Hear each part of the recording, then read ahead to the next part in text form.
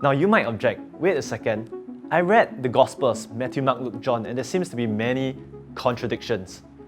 What do you say to that? Well, first off, you must note the historical case for the resurrection doesn't depend on these parts. The historians take the whole source, but they filter it through the historical method, and then they come up with the historical facts. So you don't need to worry that contradictions affect the historical case. But still, you might worry about the contradictions because it's supposed to be God's word. So let me say two things about this. First, many of the differences are not genuine differences, they're just apparent. So they can be harmonized. So for example, you can check out this YouTuber called Inspiring Philosophy, and he has a whole list of so-called differences and he shows you how to harmonize it. But let me give you one quick example. In one gospel, it talks about the Passover being on a Thursday. In another gospel, it says that the very same Passover happened on a Friday. Which is right, Thursday or Friday, we seem to have a contradiction. Well, New Testament scholars study this issue and they realize in the first century there are competing calendars. The day starts at different timings.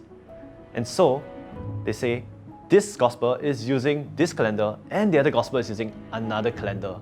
And that's why they're reporting Thursday and Friday. So there is no real contradiction after all.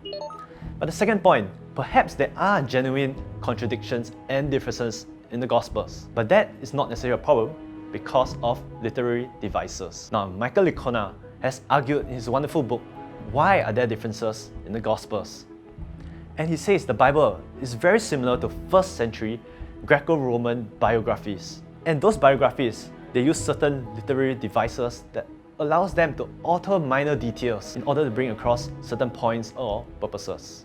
Here's one quick example.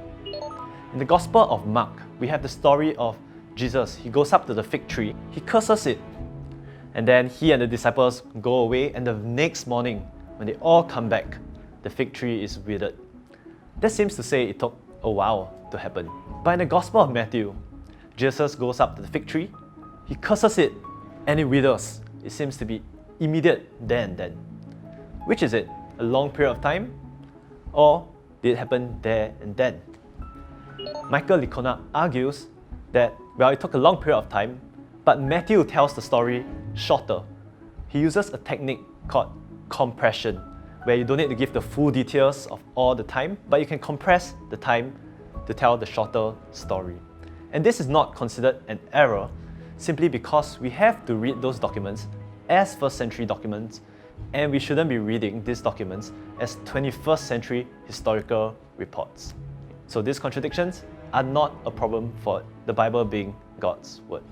Now, of course, some historians have tried to come up with competing explanations for these historical facts, but they're all riddled with many different problems. And if you're interested, you can check out the video we have in the description below.